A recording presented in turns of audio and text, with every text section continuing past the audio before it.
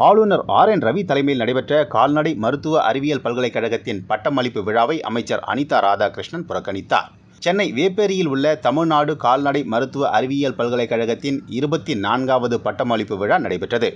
பல்கலைக்கழகத்தின் வேந்தரும் ஆளுநருமான RN ரவி தலைமையில் நடைபெற்ற இந்த விழாவை இணை வேந்தரும் கால்நடைத்துறை அமைச்சருமான அனிதா ராதாகிருஷ்ணன் புறக்கணித்தார்.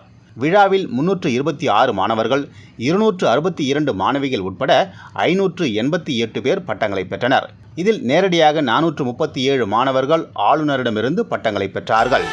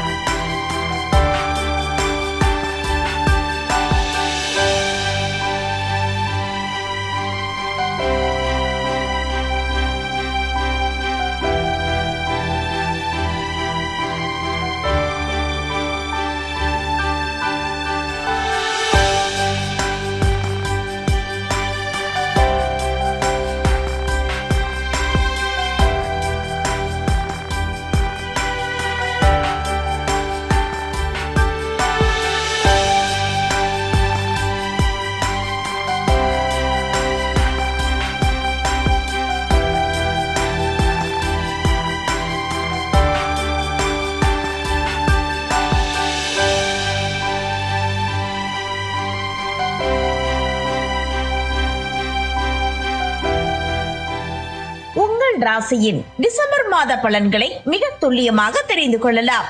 மயிலாடுதுறை வளைகுடியில் வழங்குபவர் RK பானு.